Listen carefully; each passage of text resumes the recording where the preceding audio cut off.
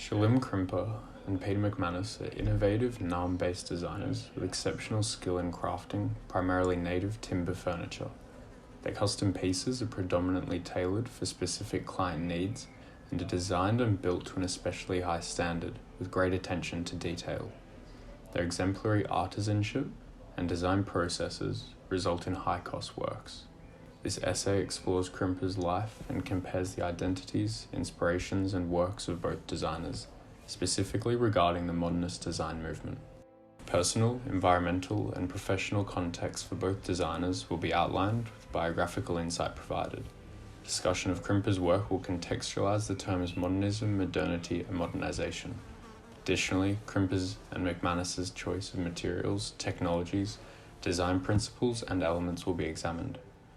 Analysis of McManus intends to highlight his relationship to modernist design principles and any evidence of influence or inspiration drawn from Krimper and modernism. Schulim Krimper was born in Seret Bukovina in 1893 and orphaned at the age of 9. Once 12 years old, Krimper began an apprenticeship with the village's furniture maker. Following his 4-year apprenticeship, he searched for work across the capital cities of Europe, establishing Berlin residency in the early 1920s. While in Germany, Krimper drew inspiration from Biedermeier designs and the Deutsche Werkstätten.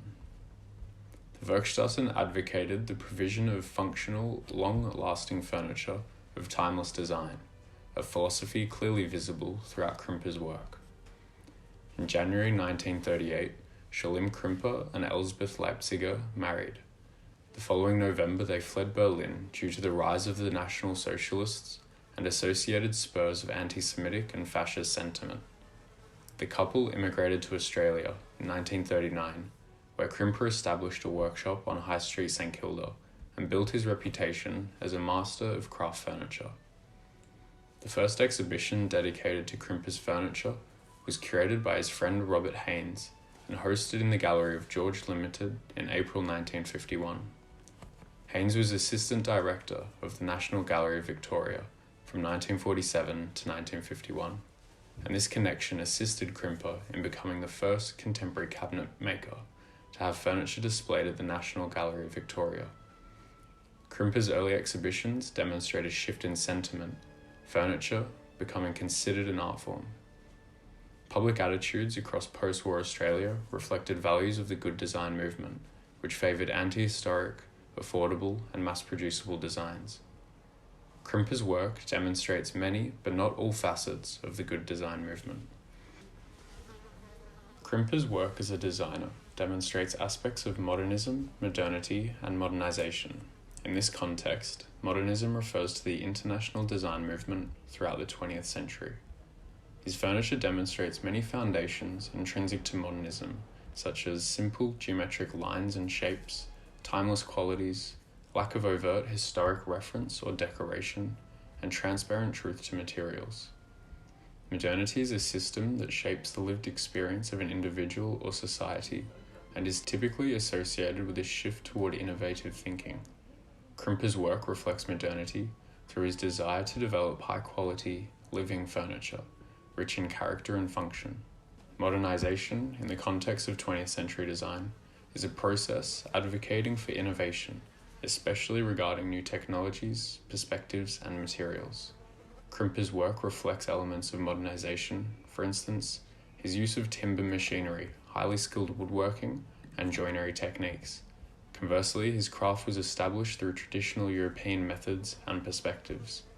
Despite this, his design ethos and mastery of timber exemplifies innovative material transformation, while his discontent with mass production reflects rebuke toward other aspects of modernization. Krimper designed and crafted primarily timber furniture, with an affinity toward native Australian hardwoods, including blackbean, jarrah, and Australian oak. His subtle, infrequent use of high-quality hardware, such as brass and copper, highlights his remarkable artisanship and chosen timber. Krimper coated his work with oil and wax to gracefully accentuate the natural form and grain of each wood, rejecting stains and varnish which obscure these unique features. Krimper's furniture emphasizes transparency and thus reflects material truth, a fundamental modernist design principle. Traditional timber joinery techniques are another core design element Krimper established to avoid using the less elegant hardware. With no haste to adopt the newly developed industrial plastics and metals, which many modernist designers embraced, Krimper instead refined his woodworking skills to levels of mastery, consequently pioneering industry standards. His proficient design and sculpture of timber uniquely demonstrates material innovation, another central pillar of modernist design. In addition to material truth and material innovation, Krimper exemplified a host of principles and elements synonymous with Australian and international modern design. His prevalent use of plain and often simple lines is an example of such. Similarly, although influenced by the Bademir and Werkstätten movements, Krimper's timeless designs are modernist as they provide no overt reference to past, present or future, with little if any ornamentation. Krimper's use of sturdy, high-quality wood highlights his consideration of functionality before form, yet another fundamental modern design philosophy. Generalizing the ideals of modernist design can be reductive and thus problematic, as the movement took shape over decades, evolving from cumulative efforts and often distinct perspectives. Component movements such as the Stil, the Bauhaus, French Purism, as well as Soviet constructivism and suprematism significantly contributed to the development of modernism. In reference to these changing ideals, social morality is one of many philosophic elements congruent throughout modernist design history, as well as Krimper's work. Synonymous with modernist design, social morality fosters connection, especially in modern metropolitan communities. With the exponential acceleration of occupational and inter- and intrapersonal alienation, modernist design developed political qualities, aspiring to promote social morality and improve the conditions of the population consuming it. Krimper crafted superbly functional and aesthetically beautiful furniture for communities across Melbourne from the early 1940s until his death in August 1971. Refugees represented most of his clientele. Having fled persecution and war, his clients likely experienced new forms of prejudice, discrimination, and subsequent estrangement from Australian settler culture. As a Jewish refugee, Krimper and his high-quality furniture undoubtedly held unique sentimental and emotional value to each customer, thus contributing in some capacity to their comfort and connection to community, home, and self. By promoting the social morality of his clients and their communities, Krimper exemplifies this tenet of modernism. Peter McManus grew up in Australia, his parents having emigrated from rural Ireland in 1968. Hailing from a family of carpenters and stonemasons, McManus was introduced to carpentry by his father and older brother.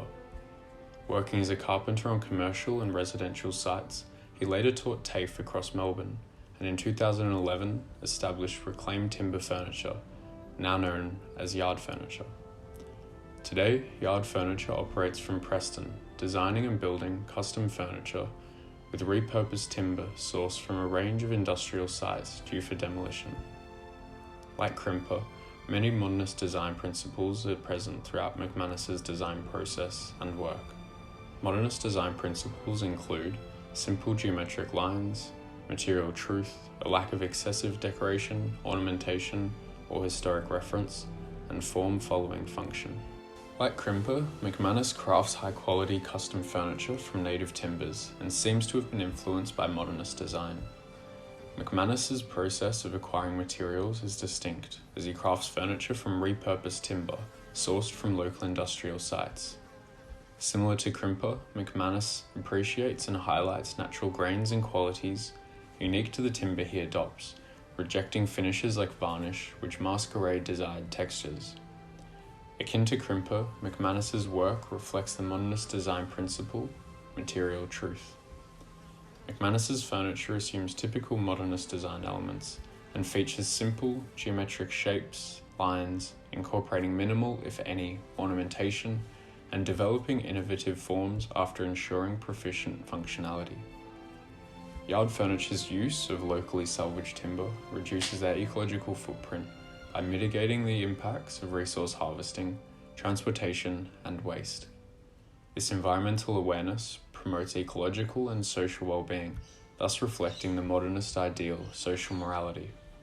social morality being entrenched within McManus's design process and business ethos. Schulim, Krimper, and Peter McManus have both crafted high-quality timber furniture influenced by modernist design values and processes. Despite different backgrounds, both have contributed significantly to furniture design through innovative and socially conscious work.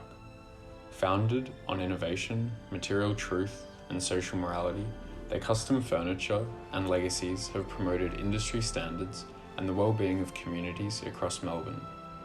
Both designers' processes are underpinned by dignified and considered ethos, which contribute to their work's grandeur and exceptionality. Using native timbers, both designers have embraced a unique culture of woodworking. Rather than conforming to European aesthetic standards, they have proudly adopted native timbers and thus contributed to a shift in the image and identity of settler Australian furniture.